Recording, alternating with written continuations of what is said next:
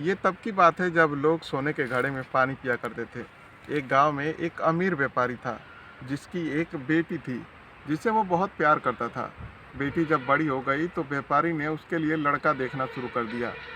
जब कुछ दिन बाद उसे दो लड़के मिले तो पहला लड़का जो था वो बहुत ही सुंदर, बहुत ही आकर्षक था, जिसे व्यापारी की बेटी ने पसंद कर लिया।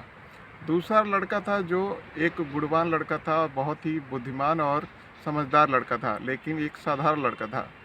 व्यापारी को यही लड़का पसंद आता है, लेकिन अब ये चिंता में इसलिए आ जाता है क्योंकि बेटी को रूपवान और खूबसूरत लड़का ही पसंद आता है।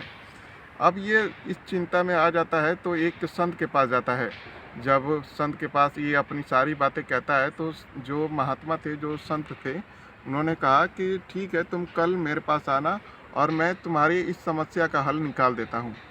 तब ये अगले दिन संत के पास जाता है और ये सारी बातें, अपनी बात कहने के बाद वो संत कहते हैं कि ठीक है, तुम दो बातें का ध्यान रखना। पहला, जब तुम अपने गांव से, जब अपने शहर से, अपने गांव से जब आना तो अपने साधन को, अपने जो गाड़ी है उसको वहीं पे रख देना, तुम पैदल आना और साथ में अपने एक सोने का घड़ा लेके आना, उसमें पानी लेके आना और अपनी बेटी को भी लेके आना। जब ये दोनों अगले दिन संत संत के पास जाते हैं तो संत के पास जाने के बाद जब जा रहे होते हैं तब उस समय बहुत धूप होता है, बहुत ही गर्मी का मौसम होता है। तेज़ और गर्म हवाएं चल रही होती हैं। जो सोने की घड़ा होता है उसमें जो पानी होता है, उसमें पानी वो गर्म हो चुका होता है, लेकिन अब वो पीने के योग्य नहीं होता है। इसलिए वो, उसकी बेटी पानी पीने के लिए वो चाहती है क्योंकि उसे प्यास लगा होता है।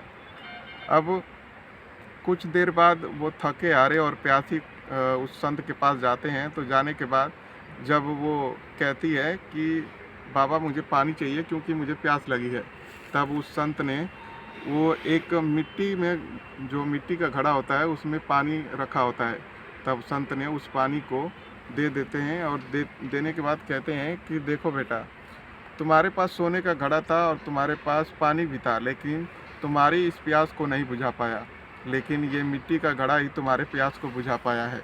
इसलिए जो रूप होता है, जो रूपवान व्यक्ति होता है, वो कुछ क्षण के लिए होता है, कुछ समय के लिए रूप होता है, लेकिन वो गुणवान व्यक्ति, जो समझदार व्यक्ति होता है, वो पूरे जीवन के लिए होता है। इसलिए जीवन लंबा है तो चुनाव इस तरीके से होना चाहिए। तब बेटी समझ जाती है और उस अपने बेटी के, अपने पिता के कहे अनुसार, जो उसके पिता ने चुनाव किया था गुणवान व्यक्ति का, उससे वो शादी कर लेती है।